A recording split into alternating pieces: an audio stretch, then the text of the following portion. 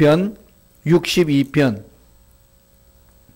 5절에서 12절까지 말씀 합독하겠습니다. 시편 62편 5절로 12절의 말씀입니다.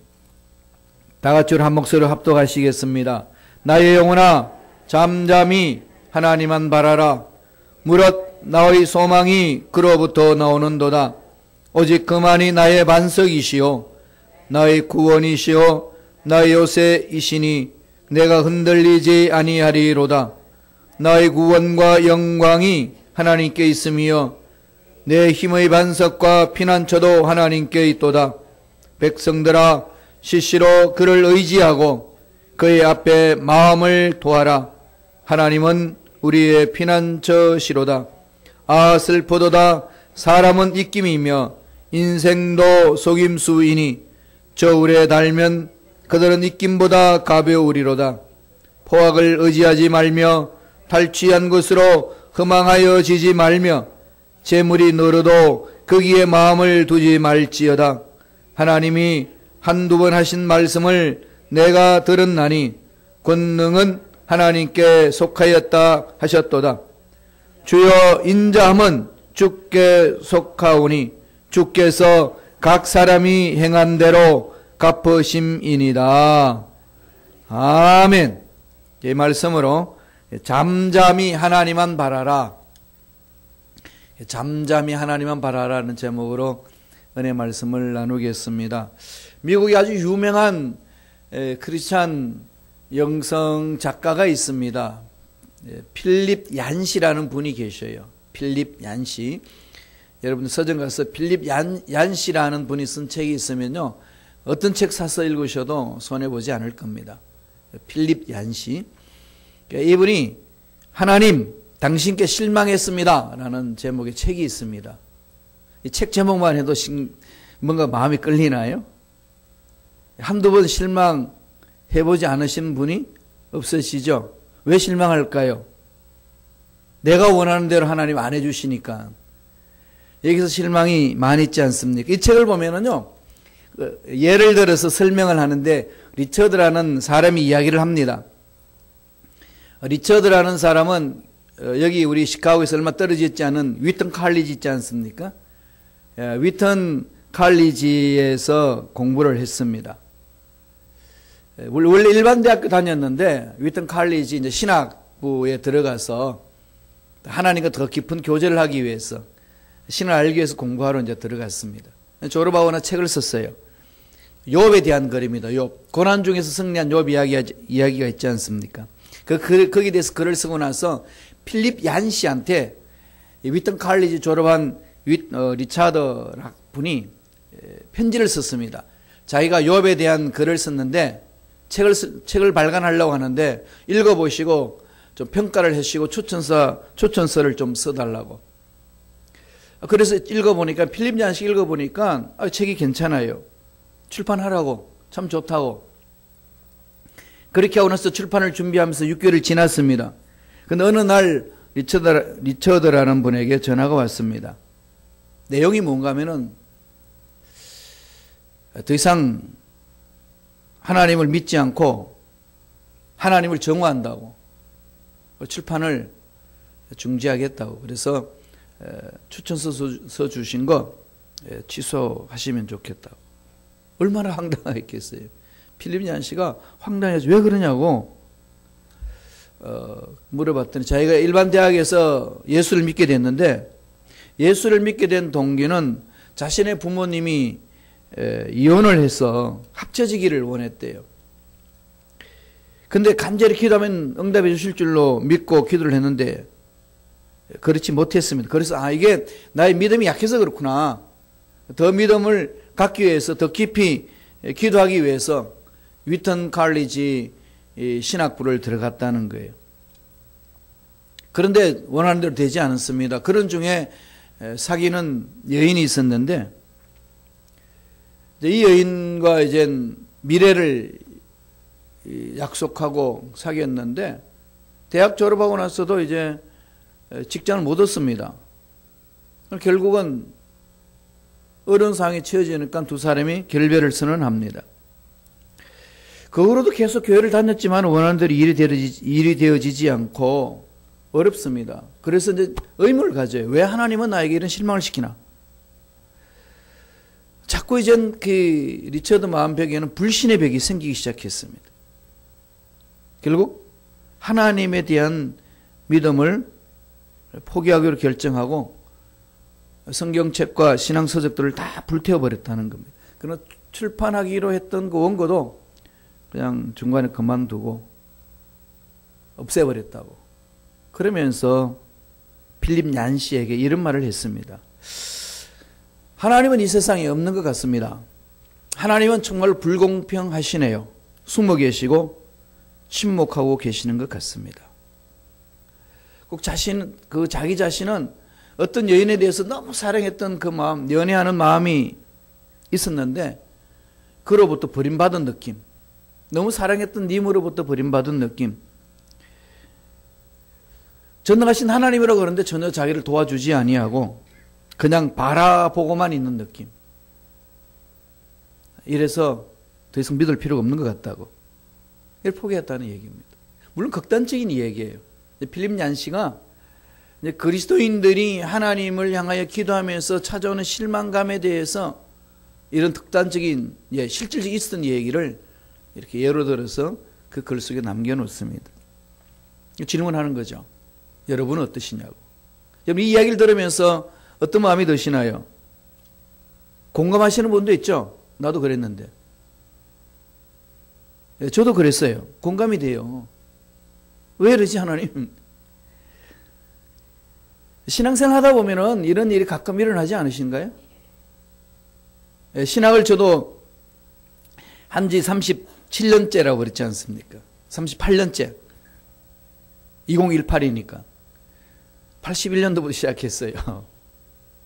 그런데 그런 과정에서 신학을 연구하고 체계화시키면서 가끔 이런 생각이 들어요. 그리고 필립 얀시가 참 구체적으로 예를 들어가지고 잘 설명해 주고 있습니다. 정말 하나님이 그렇다고 버렸을까요? 발장을 끼고 있을까요? 만약 이런 관점으로 본다면 어저께 제가 말씀드린 것처럼 꿈의 사나이 요셉 13년 동안 그 이전부터 꿈이라는 꿈, 하나님 주신 꿈을 그냥 가지고 17세에 그냥 불타는 소원을 가지고 살았는데 그 꿈을 향해 살았던 요셉이 13년 동안 삶을 보면은 전혀 꿈과 상관없는 삶으로 곤두박질 치게 만듭니다. 그랬을 때에 필립 얀시가 말하고 있는 이 리차드의 관점으로 본다면은 하나님이 안 계신다. 난 꿈을 내가 가진 게 아니라 하나님 주신 건데 13년 동안 내 인생이 왜 이런가. 곤두박질 치게 만들고 원하는 대로 되지도 않고 그 상황 속에서 그렇게 생각하고 손 놔버리지 않겠습니까? 그럴 수 있는 거죠. 그런데 그 배우를 보면은 하나님이 꿈을 이루기 위하여, 요셉의 꿈을 이루기 위하여 요셉을 훈련시킨 것 아니겠습니까? 요셉의 방법대로 훈련시킨 게 아니고 요셉의 생각대로 하나님이 반응해서 훈련시키는 게 아니고 하나님 방법대로 훈련시켰습니다. 보디발 집에 가서 섬기는 게 무엇인지, 군인을 존중하는 게 무엇인지, 맡은 일에 충성하는 게 뭔지 노예로서 철저히 배우지 않습니까? 그리고 모함 받았을 때에 어떻게 자기 마음을 다스려야 되는지, 보디발 부인으로부터 모함 받고 감옥에 쳐들어가서 감옥에 처박혀서 그 감옥에 처박혀 있는 요셉이 내 인생 왜 이런가 한탄한다면 끝날 수밖에 없는데 그 속에서 애굽의 정치를 배우지 않습니까? 왕과 신하가 어떤 관계를 이루어야 되는 건지, 어떻게 백성들을 섬겨줘야 되는지, 정말로 높은 이 고급 공무원이 되었을 때 어떤 일을 해야 되는지 감옥소에서 철저히 훈련 다 배웁니다. 대학원 들어가도 거기서 하나님 다 훈련시킨 거죠. 아브라함 링컨 미국의 16대 대통령, 학교는 안 다녔지만은 그는 생활고에 시달리면서 인생고 속에서 철저히 말씀과 씨름하면서 마음을 가다듬잖아요. 하나님 훈련시키시는 방법, 우리는 상상할 수 없습니다. 그럼 필립 얀시가 말하고 있는 그 상황에서 나오는 그 인물, 극단적인 사람을 선택했지만 우리 마음속에 숨어있는 것들입니다. 하나님 안 계신 것 같다. 나와 상관없이 행하시는 것 같다. 나 하나쯤은 그냥 내팽개쳐도 괜찮은 것처럼 느끼시는 괜찮으신 분으로 나는 느낀다. 이런 건 아니라는 얘기죠. 절대로 그게 아니라는 것을 하나님 실망했습니다. 당신께 실망했습니다는 책 속에 강조하고 있습니다. 성경 속에서도 우리에게 정언하고 역사 속에서도 우리에게 그런 것을 보여주고 있습니다. 오늘 본문 말씀 다윗도 정말로 이해할 수 없는 상황 속에서 처박혀서 하나님 앞에 탄원하는 시가 오늘 본문의 내용에 나옵니다.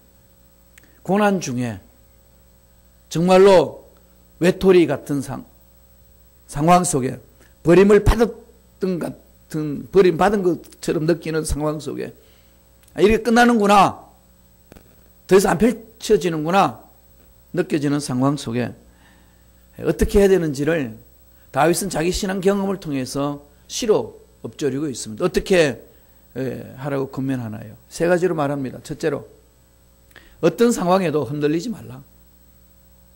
이걸 메시지 던지는 거죠. 어떤 상황에도, 이런 일 저런 일 당해도, 어떤 상황이 던져져도 흔들리지 마라. 하나님을 잠잠히 바라본다는 것은 어떤 상황 속에서도 하나님이 내 마음의 중심이 있기 때문에 흔들리지 않는 상황이다. 본문을 통해서 제일 먼저 우리에게 가슴판에 새겨주는 메시지는 어떤 상황에도 흔들리지 말라.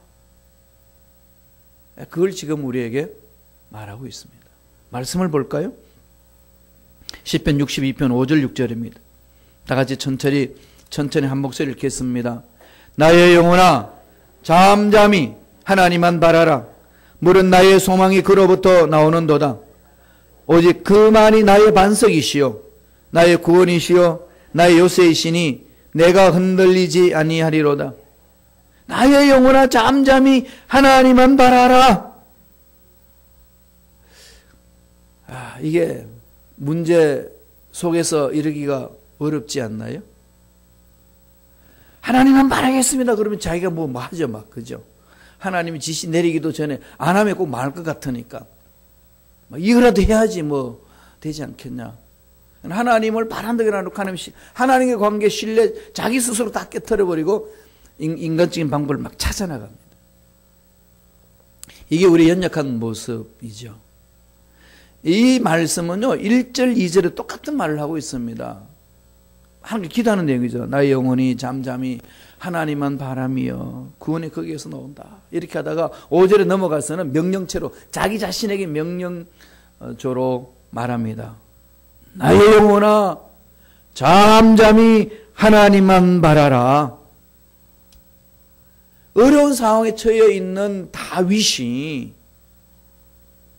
자기가 할 수 있는 유일한 길은 하나님이 도와주셔야만이 벗어날 수 있다는 확신을 가지고 자기가 할 수 있는 모든 일 다 멈추고 하나님만 바라라.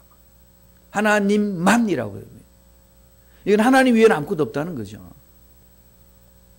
만이라는 말은 히브리 말로 아크입니다. 아크. 이게 이제 아크 야훼 이렇게 나오거든요. 히브리 원어 보면 먼저 앞으로 나옵니다. 하나님만 먼저 부르짖는 나의 영혼아 잠잠히 바라며 하나님만 오직 모든 마음을 집중한 하나님만. 그래서 하나님이 어떻게 만져주시는지를 체험하는 것이 살아있는 동안에 하나님을 신뢰하는 삶을 실험하는 장이라는 거죠.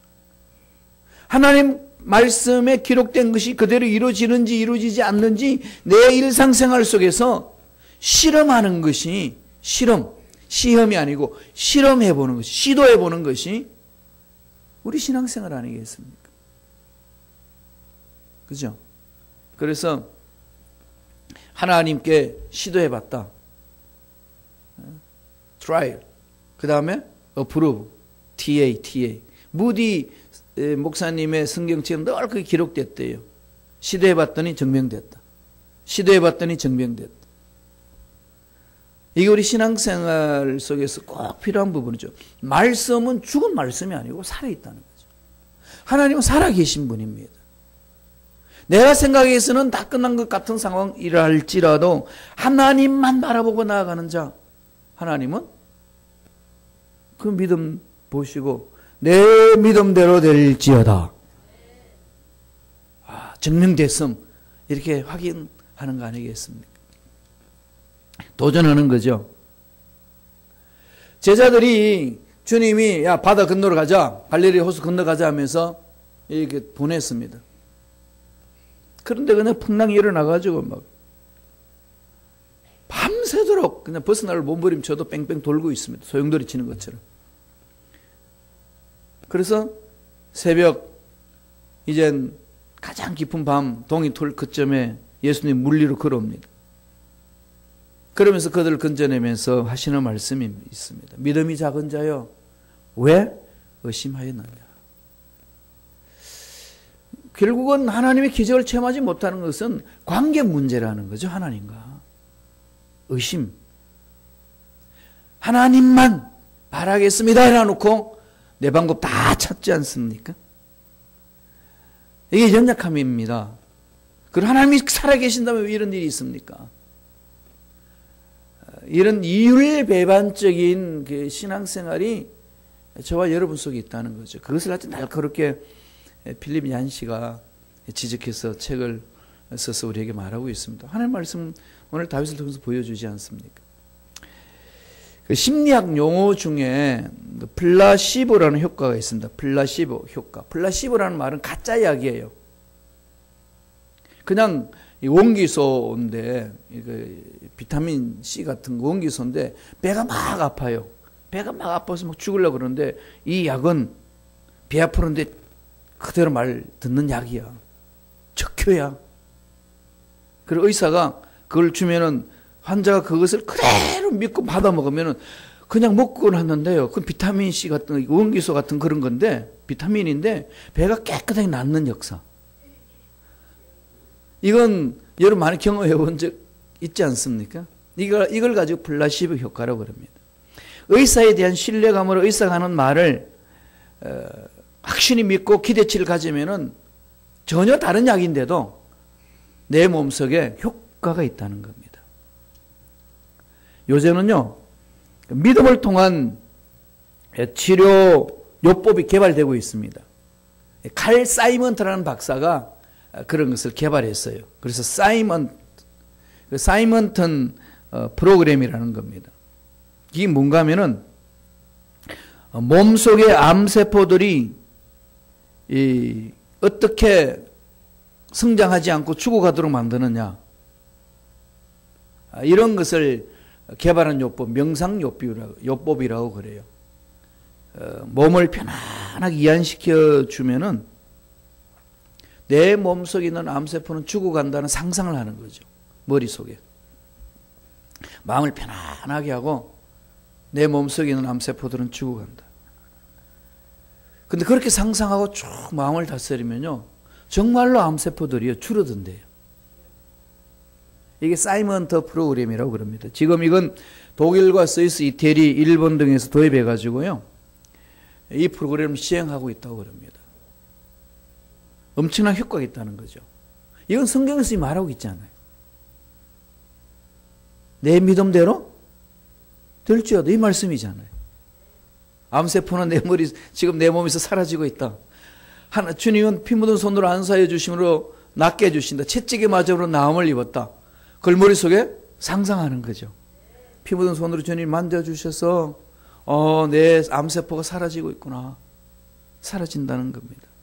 전능하신 하나님에 대한 신뢰 믿고 나간다면은 그런 일은 난다는 것을 성서는 말씀하고 있고 오늘날 의학계에서도 그거를 그렇게 적용하고 있습니다.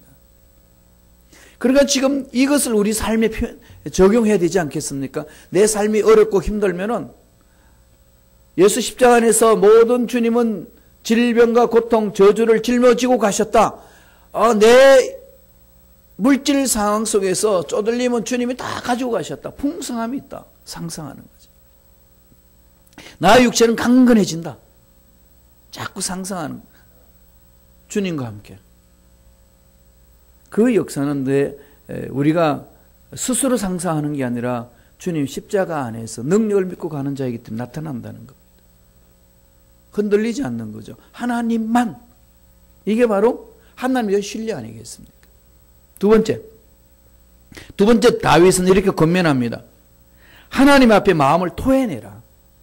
이 토해내라는 말을 씁니다. 이 우리가 음식을 먹어서 속이 불편하면 다 토해내잖아요. 다 토해내는 거죠. 그러면은 이 음식 잘못 먹어서 토해내고 나면은 식중독 걸릴 수 있는 것도 쉽게 이겨낼 수 있지 않습니까?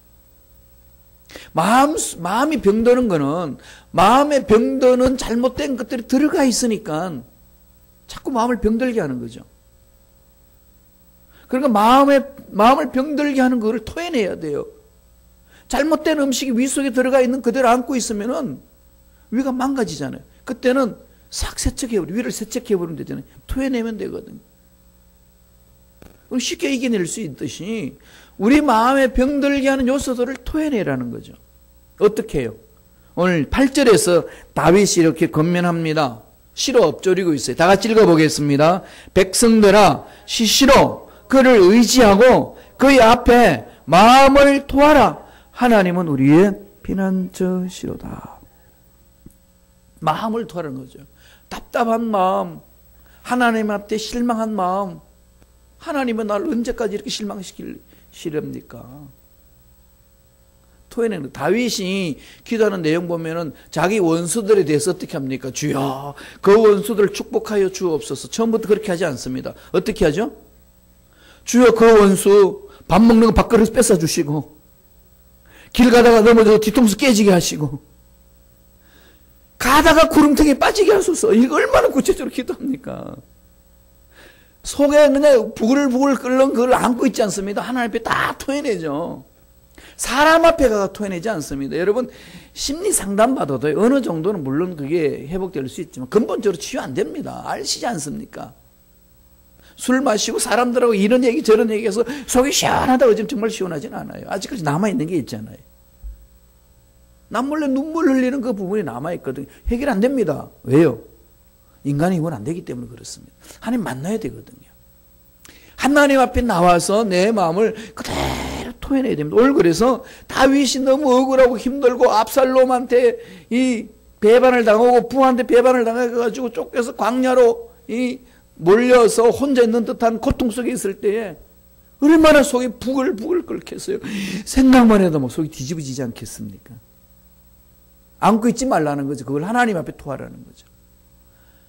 왜? 하나님은 우리의 피난처이시기 때문에 그걸 토해내는 겁니다. 시편 13편 1절에 이럽니다. 다윗은 이렇게 기도하고 있어요. 야훼여, 어느 때까지니까 나를 영원히 잊으시나이까? 주의 얼굴을 나에게서 어느 때까지 숨기시겠나이까?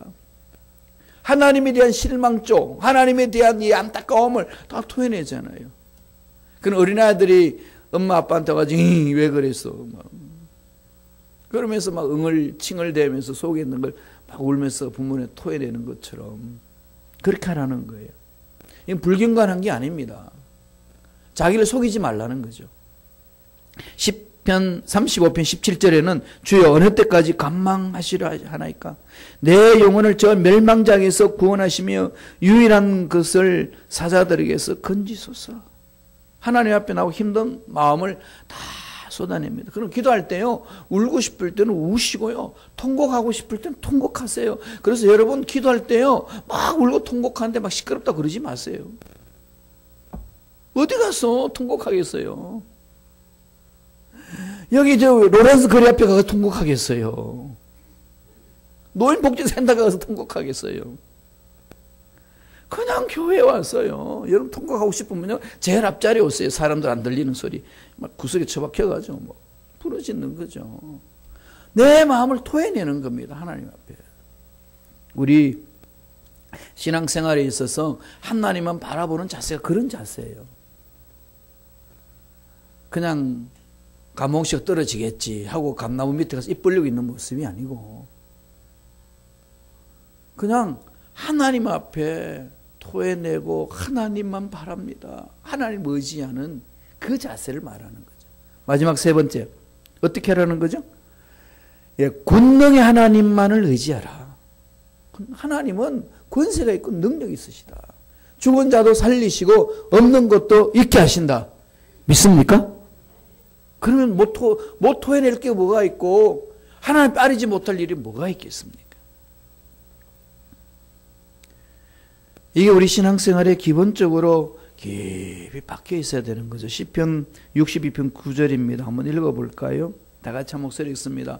아 슬프도다 사람은 입김이며 인생은 속임수이니 저울에 달면 그들은 입김보다 가벼우라. 이 세상에 살다고 몸부림치는 그 모든 것들 우리 힘들고 어렵고 한숨 짓고 그냥 막 그 짐이 너무 무거워서 괴로울 것 같지만은 저울에 달면은 뭐보다 가볍다죠? 입김보다. 여러분 입김 한번 내보세요. 그 손에다 혹 품어보세요. 느껴져요? 하나님 보시고 우리 인생의 문제는 이렇다는 겁니다. 그런데 우리는 그걸 끌어안고 난리치잖아요. 제가 어려운 일이 있을 때마다 제가 이제 신학했던 그 신학자들의 삶을 쭉 묵상을 해요. 내린 결론은 그겁니다. 멋진 사상, 멋진 책을 발간하고 했지만은 결국은 다 죽었어요. 다 죽네. 다 죽네. 나도 어차피 죽는데 여기서 몸부림치며 나아가도 다 없어지는 건데 그리고 하나님은 그건 내가 입김보다 가볍다 여기는데 네가 왜 혼자서 끌어안고 무겁다고 난리치냐. 그러면 하나님의 그 음성을 들으면 정말로 자유롭습니다. 하나님만 바라라. 전능하신 하나님의 능력이 손이 있는데 그 능력을 어디다 뒀다가 쓰려고 그러냐. 왜 문제 앞에서 떨고 있냐. 왜 앞길에 대해서 그냥 주저앉고 있냐. 왜 과거의 경험만 매여 있느냐. 네가 가지고 있다 가지고 있지 않다 지금 내 나이가 어떻다 왜 이것만 타령하고 있냐. 하나님은 죽은 자도 살려내신다. 없는 것도 있게 하신다. 이 하나님을 바라보고 의지만 한다면은 그 문제는 사라진다는 거죠. 우리 시편 62편 11절 12절 한 번 더 읽어보실래요? 다 같이 천천히 읽겠습니다. 하나님이 한두 번 하신 말씀을 내가 들었나니 권능은 하나님께 속하였다 하셨도다. 주여 인자함은 주께 속하오니 주께서 각 사람이 행한 대로 갚으심이니이다. 두 가지를 지금 다윗이 깨닫고 이야기하죠. 하나님은 권능의 하나님이다. 하나님은 인자한 하나님이다. 권능의 하나님, 인자의 하나님, 이게 내 삶을 주관하시는 하나님이시다. 여기 딱 결론을 내리죠. 그러니까 아무리 어려운 환경이 있단다 할지라도 그 환경 때문에 주저앉아 버리거나 하나님은 없어. 하나님은 나와 상관없는 분이야. 나를 도와주지 않는 분이야. 나를 처박아 두시고 그냥 지켜보고 있는 분이야. 내가 얼마나 미웠으면 저럴까? 왜 저래? 하나님 왜 저 모양이야? 이러지 말라는 얘기입니다. 하나님은 우리의 생각, 우리의 상상 그 이상으로 우리를 품어주시고 하나님 방법대로 멋지게 이끌어 주십니다. 여기에 대한 신뢰입니다. 이게 믿음이라는 거죠. 믿음의 작동은 여기서 일어나는 거 아니겠어요? 일이 잘 되고요. 기도하는 대로 뭐가 풀어질 때는요. 믿습니다. 많이 외치지 않아도 그냥 믿어지잖아요. 잘 되니까. 정말로 믿어지는 믿음의 작동은 언제 일어날까요? 막다른 골목에 있을 때, 벼랑 끝에 있을 때예요. 더 이상 내 힘을 할 수 없다고 그럴 때에 오늘 다윗은 뭐라고 그러나요? 잠잠히 하나님만 바라라. 사람 보지 마라. 환경 보지 마라. 연약한 네 자신 바라보지 말고 과거의 일에 미이지 마라. 지금 여기서 잠잠히 전능하신 하나님을 바라보고 일어서라. 흔들리지 말라라고 권면합니다. 그런 은혜가 저와 여러분 삶 속에 넘쳐나길 간절히 축원드립니다. 기도하겠습니다. 하나님 아버지 감사와 찬양을 드립니다. 연약한 우리들 환경 때문에 이렇게 저렇게 흔들릴 때가 많이 있습니다. 그럴 때마다 잠잠히 하나님만, 권능의 하나님만, 전능하신 하나님만 바라볼 수 있는 믿음을 가질 수 있도록 인도하여 주옵소서. 우리 마음을 뒤흔드는 모든 영혼의 세력들은 떠나갈지어다. 문제가 더 커 보이게 만들고 문제 앞에서 답을 찾지 못하여서 우왕좌왕하도록 만드는 모든 마귀들은 떠나갈지어다. 사라질지어다. 머리부터 발까지 모든 육체 질병도 깨끗하게 낫는 역사가 일어날지어다. 예수 이름으로 명하노니 하나님의 자녀들의 마음과 육체를 만지지 말지어다. 성령이여 강하게 사로잡아 주시고 주여 피 묻은 손으로 하나님의 권속들을 마음과 육체를 만져주시고 치료하여 주시옵소서. 잠잠히 하나님만 믿음으로 바라는 우리 모두에게 축복하여 주옵소서. 은혜 감사의 예물 드립니다. 예물 드린 손길 기억해 주시고 30배, 60배, 100배, 1000배, 만배 놀란 복을 받아 누리며 하나님께 쓰임받는 손길들에게 축복하여 주옵소서. 감사하고 예수님 이름으로 기도드리옵나이다. 아멘.